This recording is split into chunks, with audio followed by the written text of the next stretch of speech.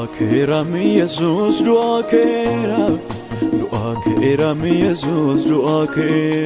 Harka fuun kam jirtu kabajamtoota daawwattoota televezyiinii mo'aa nagaan waaqayyoo bakka isin jirtan barate isiniif baay'atu. Baga guyyaa yaadannoo du'aa ka'uu gooftaa keenya Yesuus Kiristoosiin nagaan keessan isiniin jecha TV mo'aati. Televezyiiniin mo'aa qophii ayyaanaa barsiisoo bashannansiisoo ta'an isiniif qopheessee isin biraan ga'aa tureera. Nutis kunoo qophii addaa qabanne isiniif dhiyaaneerra turtiin keessan hamma dhumaatti nu wajjin haa ta'u. Anis qophii addaa guyyaaraaf qabadhe isiniif dhiyaadhe keessaa durbee qaxalee yookaan jabduu taate tokko keessummaa koo godhadhee qabadhe isiniif dhiyaadheera. Keessummaa koo meenaaf simadhaa. Du'aa mi Jesus du'aa mi Jesus du'aa. Baga nagaan dhuftee. Baga nagaan Ishinoor.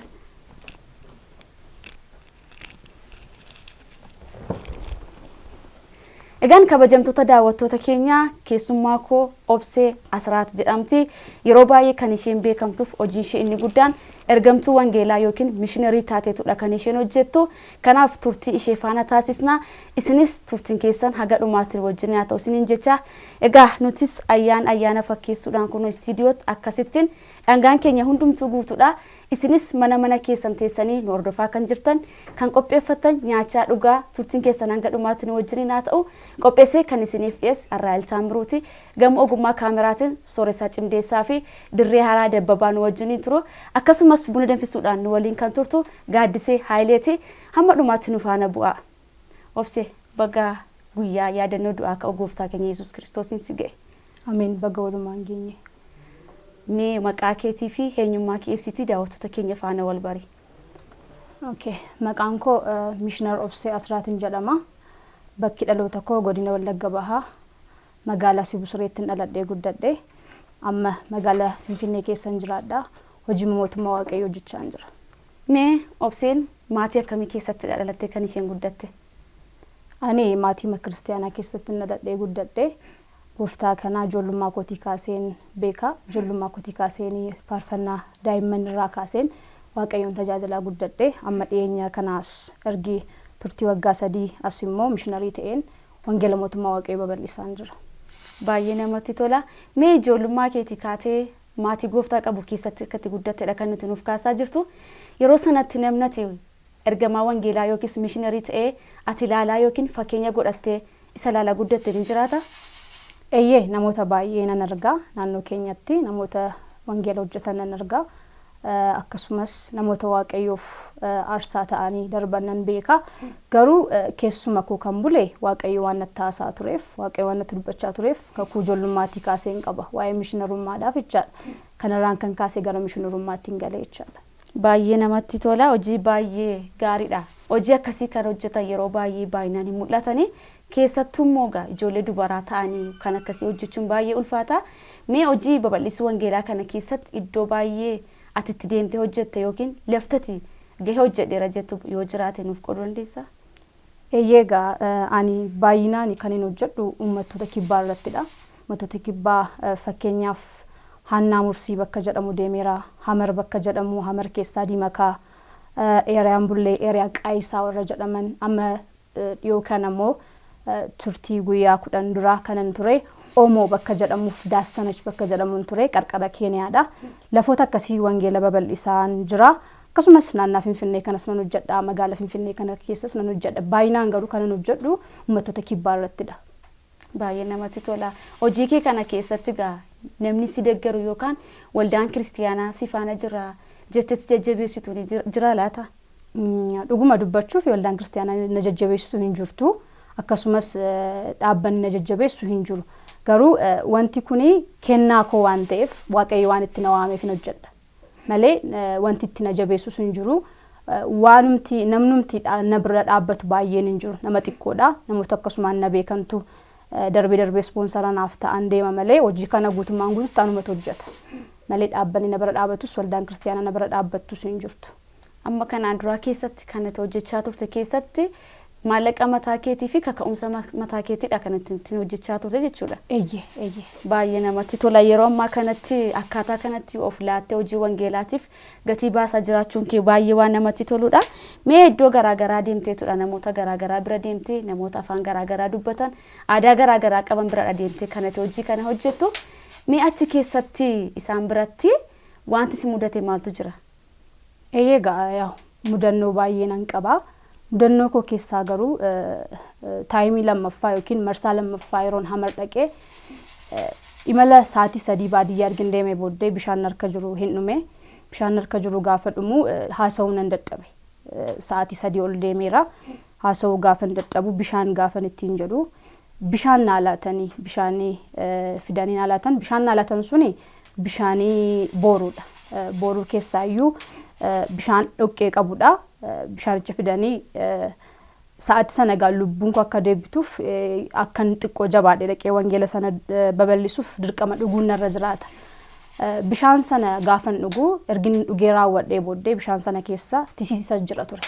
Titiisaa wajjin bishaan dhugee beekaa jechaadha. Mudannoon achitti qabunne nirraanfanne. Ka hojii wangeelaa gaafa hojjetamu immoo gatii hundumaa baasaa amma lubbuu ofii of kennuuttidha kan inni nama gaafatu waan ta'eef akkasitti hojjechuun keef guddaa namatti tola.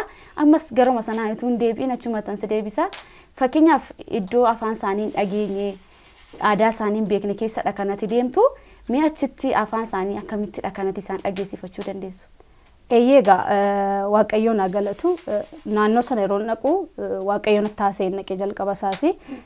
Namoonni waldaa kiristaanaa achi jiran, jaarsoliin jiran, paastoroonni jiran, wangeelaawwan jiran dhalattoota achi naalaatu. Dhalattoota achi ta'anii afaan kan beekan, aadaa kan beekan naaf kennu isaanii wajjin dhaqee wangeela kana babal'isa. Asii qubaa koo Finfinnee irraan deema.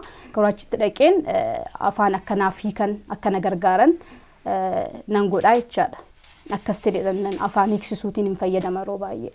Mee gaasumaan waa'ee suuraa tokko haasofna. Suuraa kee achitti isaan biratti kaate suni yerootti nama goraadee qabullee bira jilbeenfattee isaaf kadhattu argeera. Akkasumas namoota baay'ee walitti qabdee yerootti isaanitti dubbii Waaqayyo dubbattu argeen ture suuraa keerraati. Mee waa'ee suuraa kanaa xiqqoo nuuf kaasi. Eeyyee akka carraa ta'ee suuricha irratti goraadee qofaatu argame malee qawween illee jira. Yeroo baay'ee goraadee kana qabatanii deemu akkasumas qawwee qabatanii deemu waan irra ta'an akka barcuma taate waan xiqqoodha. Borkootoo jedhamtises qabatanii deemu. Gaafa deemanii akka carraa karaa rafaatti isaan argadha. Karaa irratti daandii irratti yeroon isaan argadhu gooftaa kana dhugaattiin ba'a. Sana booddee ergee haasofnee raawwannee booddee maal goonuree gaafa naan jedhanii qalbii diddirachuu qabdu yeroo jedhu yeroo biraa diddiirrana naan jedhu yeroo baay'ee no yeroo biraa hin ta'u amma diddiirachuu qabdu amma asumatti moo naan jedhu eeyyee asumatti diddiirachuu qabdu qalbiin jedhanii yeroo sana gaa maaltu ta'a qawwee sanas lafa ka'a goraadees lafa ka'an jedhanii harkas goraadees qawwees lafa ka'anii sana booddee harka isaanii ol kaasanii gooftaa kana fudhatu jechaadha. Baay'ee namatti tola. Mee akkati gara kibbaa kana deemtee saba sana gidduutti hojjettuuf wanti si kakaasee maaltu jira? Eeyyee gaa turtii waggaa 2 dura otoon mishinii kana keessa jiru waggaa 2 dura Waaqayyoo nattaasaa ture. Uummattoota kibbaa bira kan dhaqu Waaqayyoo nattaasaa ture. Abjuutiinis isaan nan argan ture. Garuu kallattiin ittiin isaan argadhu hin beekun ture. Akka carraa ta'e gaa yeroo Waaqayyoo ta'e nan argadhe kallattiin isaan bira dhaqu.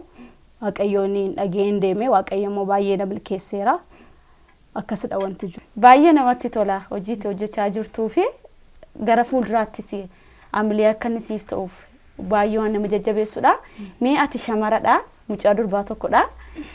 Obseen shamara taate utuu jirtu hojii akka kana hojjechaa jirti. Mee obseen heerumteetti moo ganaa heerumti moo matti heerumne garuu nan heeruma sababiin isaa yoo ani namadha. Ani tajaajiltuu mishinaarii qofa osoo hin taane mucaa durbaa tokko waan hin ta'eef heerumni riqama koodha. Ani heeruma yeroo isaatti jechuudha. Heerumtee obseen akkamitti hojii kanatti fufsiisuu dandeessi? Akkuma ammaatti itti fufa. Akka yaada koof karoora kootiyyuu caalee itti fufa jedhee yaada. Ergin heerumee booddee hojiin kun bareedee caalee akkan itti fufu abdii guddaan qaba. Waaqayyo isatti yaaddee isatti karoorsite fiixaan si habaasu jecha egaan kabajamtoota daawwattoota keenya qophii keenya guyyaarraa kunu akka kanatti bareedinee buhaaraa isin faana turaa jirra kunu amma nuuf dhiyaateera daabboon nuuf murama bunni danfeera buna keenya dhugaa isinis mana keessan teessanii kan qopheeffattan irraa nyaachaa dhugaa nuuf aan akka taatan isin afeerra turtiin keessan hanga dhumaatti nu wajjiniin haa ta'u. Du'a keera mi Yesuus du'a keera mi Yesuus du'a keera. አሜን። ኢየሱስ ክርስቶስም ዛሬ ለመንግስት ገቢ አደረግናቸው። አሜን። በጌታ በኢየሱስ ክርስቶስም ለመንግስት ዋጀናቸው። አሜን። ኢየሱስ ክርስቶስም ክፉ ላገኛቸው ጨለማ ላገኛቸው በኢየሱስም ዛሬ ለመንግስት ሰጠናቸው። አሜን። በኢየሱስ ክርስቶስ አመኑ ብሎ ደግሞ ጌታን ተቀበሉ ብሎ ሊያሳድዳቸው የሚፈልግ የጠላት አጀንዳ በኢየሱስም ይሰበር። አሜን። Du'a keera mi Yesuus du'a keera mi Yesuus du'a keera. Mee obseeni akkuma viidiyoo kanarraa mul'atutti aadaa isaanii keessattidha kanatti isaan faana hojjechaa turte. Viidiyoo kana immoo gaafa ilaallu afaan isaaniif galuu danda'u tun taane afaan kabiraadhaan kanatti fayyadamaa turte. Isaanis akka waan dhagaanitti ameen jedhanidha kan isaan si faana kadhataa turani. Mee waa'ee viidiyoo kanaa xiqqoo nuuf haasa'i. Eeyyega viidiyoo kanarratti akka mul'atutti qalbii diddiratanii erga raawwatanii booddee yeroo kadhannaadha yeroo itti isaaniin dabarsee Kiristoositti isaaniif kennudha Yesuusitti deebiseen yeroo isaan laadduudha waan ta'eef yeroo sanaa nan kadhadhaa fi yeroon kadhadhu sanaa jalqabarratti ameen jedhaanii achi booddee isaaniif hiikama jalqaba amaariffaan naannoo sanatti amaariffa beekamaadha xiqqoo afaan jiru keessa amaariffaan isaaniif kadhadha waaqayyoon sana booddee ameen jedhu fudhatu wanticha akkasumas illee yeroo baay'ee wanta ni fayyadamu qalbii diddiirannaa irratti Kiristoosiin waaqummaa isaa yeroo fudhatanii amaariffaan isaan jechisiisa amaariffi xiqqoosee isaaniif gala waan ta'eef amaariffaan isaan jechisiiseen qalbii diddiirannaa kana godhatanii Yesuusiin dhuunfaa lubbuu isaanii godhatanii fudhatu jechaadha. Kanaafiyyuu maaltu ta'a ergiin kadhadhee fi booddee amaariffaanii afaan isaaniitiin immoo kadhatamaaf jechaadha. Irra deebiidhaan afaan isaaniitti hiikame. Eeyyee kadhatamaaf. Baay'ee namatti tola waan baay'ee namatti toludha seenaa baay'ee ajaa'ibaadha waaqayyo si haa gargaaru jecha. Mee utuma gara sanaatii sin baasin obsee gaafii tokkoon siif qaba. Naannoo sana gaafa deemtu keessatti gaafa hojjettu keessatti barahaadha iddoon isaa hin ho'a. Kanaaf achi keessattis wanti ati kunna mudatee waaqayyoon akkasitti jalaana oolchee ambala hamaa kanaaf saaxilameen oolee garuu waaqayyoon akkasitti jalaana baraaree kan jettu yoo qabaatte. Egaa sadhuma kanan deeme jala oomoo jedhamanni nama guyyaa 10 duraachin ture. Oomootti Daassanach bakka jedhamtuun buufadhe magaalaa Daassanach buufadheen Daassanach irraa immoo kiiloomeetira 30 kan ta'u jira. Achi iddoo sana akka carraa waldaanii anaan simattee cuuphaa qabdi turte cuuphaa bishaanii qabdi turte cuuphaa deemna naan jedhanii na fuudhanii deemanii otoo deemaa jirru naannoo sanatti maaltu ta'e numaa darbu namoonni naannaa sanaa namoota Keeniyaa irraa dhufanii wajjin walitti bu'anii namoonni kan biraas namoonni Amaarri qomoo kan biraas jiru naannoo sanatti. Nyaachaan jira. Sana booddee maaltu ta'e unumaa darbee waldaa kiristaanaa ga'u dhukaasni jalqabee immediately nama 3 du'e yeroo sana otoo yeroo sana xiqqoosee turreerra ta'e duuti sun na argachuu danda'a jedhanii yaada ture waaqayyo du'a jalaa na baaseera. Akkasumas yerooni jalqaba tokkoffaa deeme dhaqee utuu deebi'aa jiru magaalaa Konsoo jedhamu irratti dhagaanutti darbatanii waaqayyo akkata isaatti bira na dabarsee konkolaataatiin deemaa ture Arbaa Minci buluudhaaf Jinkaa buleen Hamararraa ba'een Jinkaarraa ba'een immoo utuu gara Arbaa Minci deemaa jiru hin dhi'e sa'aatii dhi'ee sanatti dhagaa darbachuu jalqabani Konsoo ammallee jeequmsi jira Konsoosi. Akkasti waaqayyo du'a si'a lama na dabarsee jechaadha.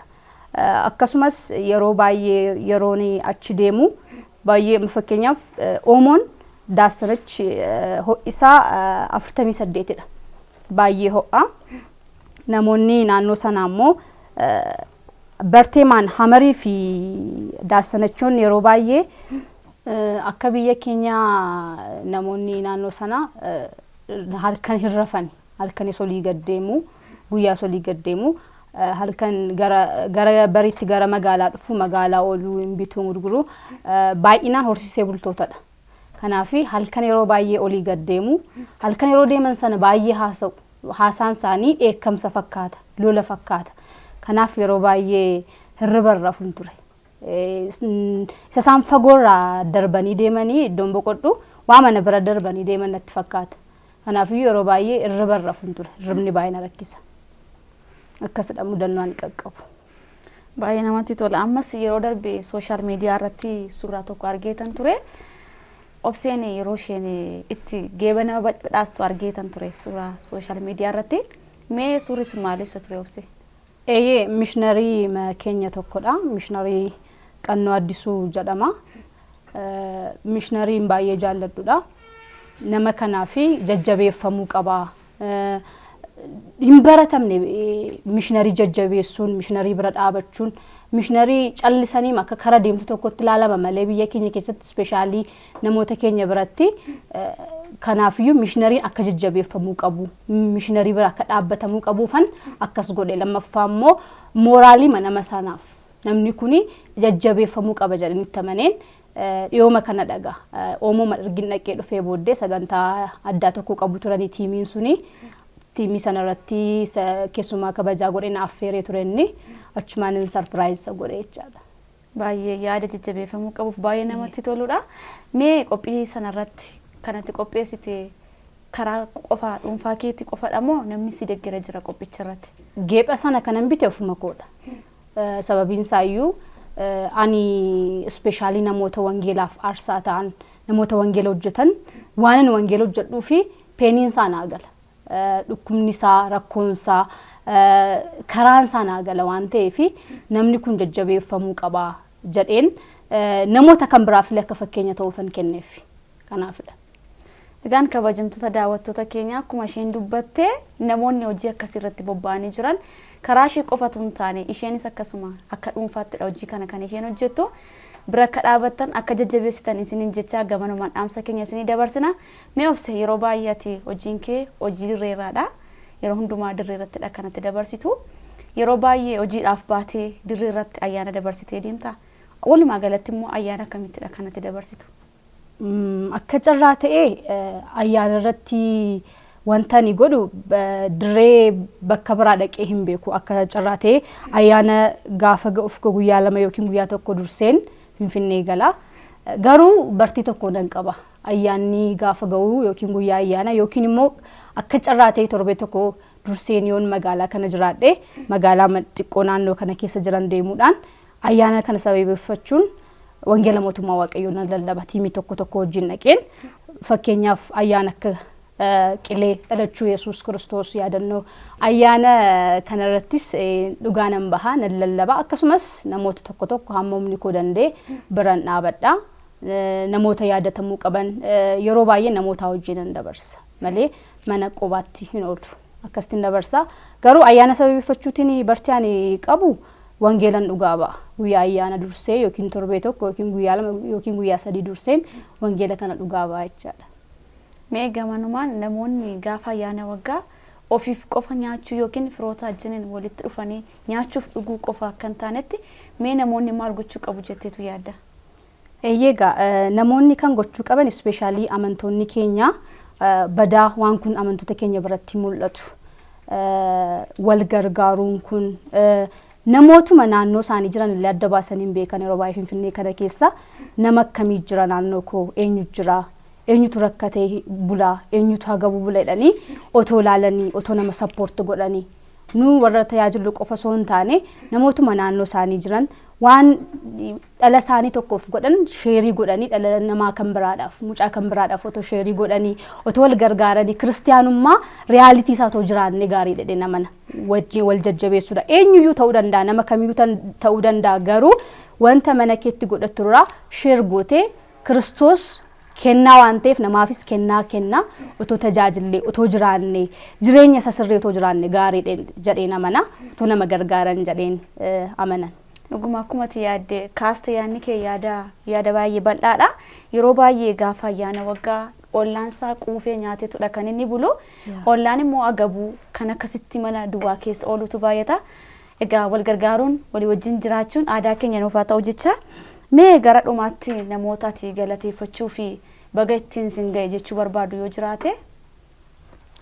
Okay, jalqaba irratti hojii kana irratti na amanee anaan jaallatee anaan fu'atee namoota danuu jira namoota danuu keessaa jaallatee mootummaa isaaf akkan hojjedhu isaaf saba akkan barbaadu sana fu'atee Kiristoos Yesuus waaqa kootiin guddaan galateeffadha. Itti aansuudhaan namani galateeffachuu barbaadu harmee koodha. Harmee koo Adda Biraanee Camadaa baga yaadannoo du'aa ka'uu Yesuus Kiristoosiin si ga'een jedha. Akkasumas maatii koo maatii afuuraa kan ta'an daa'imummaa kootii kaasee kan na wajjin jiran amma irratti obbo Daawit Tawwalda Biraaniif adde Atsaduu Yaadataatiin baga ayyaana yaadannoo du'aa ka'uu gooftaa keenya Yesuus Kiristoosiin si ga'e jechuun barbaada. Akkasumas namani yeroo hundumaa na cina jiru namani baay'ee jaalladhu luba Biqilaa Qannaa Waaqayyoo barakee haa eebbisu na cina dhaabachuu kee ulfaadhuun jedha. Akkasumas immoo qopheessaa galoo shoo kan ta'e faarfataa Galataa Abdiisaatiin galatoomii Waaqayyoo si haa eebbisu jechuun barbaada. Namoonni tokko jiru fakkeenyaaf biyya bakkee kan jirtu faarfattuu Feenet Beekumaa Waaqayyoo si haa eebbisu Waaqayyoo barakee gaa'ela kee eebbisu jechuun barbaada. Yeroo baay'ee social media irratti kan namoonni na beekan social media irratti akka namoonni beekaniif yeroo baay'ee tumsa kannaaf godhu obboleessa koo Taaddala Fiqaaduu akkasumas faarfataa Salamoon Addunyaatiin galateeffachuun barbaada. Hiriyaa koo baay'een jaalladhu hiriyaa koo durbaa Dubaay kan jirtu Waadaa Bayyanatiin galatoomii ulfaadhuun jedha. Akkasumas namoota karaa baay'eetiin na cina dhaabattan naaf barreessitan naaf bilbiltan qarshii keessanii waan addaa garaan na bukkee dhaabbattan ulfaadhaa Waaqayyo sinaa kabaju bagattiin sin ga'e jechuun barbaada. Du'aa keera mi Yesuus du'aa keera mi Yesuus du'aa keera. Egaan kabajamtoota daawwattoota keenya qophii keenya guyyaa irraa waa baay'ee irraa barattanii akka ittiin bohaartan abdii guddaa qabna. Egaa mucayyoo durbaa kana gara fuula duraatti hojii ishee jabaattee akka isheen hojjettuuf waan dandeenyu hundumaan bira dhaabbanne tumsine hamilee taanee fi gara fuula duraatti wangeela mootummaa Waaqayyoo akka isheen tarkaanfachiistuuf gargaarsi keenyaaf deeggarsi keenya ishee barbaachisaa jenneetudha kan nuti abdannu. Isinis mana keessan teessanii nu daawwachaa kan jirtanii galanni keenya guddaadha. Qophii keenya guyyaa irraatiif qaban asuma irratti xumurra qopheessee kan isiniif dhiyeesse Arraayil Taamiruuti. Gama ogummaa kaameraatiin Sooressaa Cimdeessaaf Dirree Haaraa Darbabaan nu waliin ture. Akkasumas buna danfisuudhaan kan nu faana turte Gaaddisee Haayileeti. Akkasumas immoo akkuma argitan kana kan na bareechite mana uffata aadaa Sicaalee magaalaa Finfinnee naannoo Guulallee Madaayinaalam iddoo jedhamutti kan argamtudha. Akkasumas immoo argachuu yoo feetan lakkoofsa bilbilaa iskiriinii irratti argamuudhaan bilbiltanii ishee argachuu dandeessu isiniin jenna. Ayyaana gaarii isiniif haa ta'u. Shaaloom. Du'aa keera mi Yesuus du'aa keera mi Yesuus du'aa keera.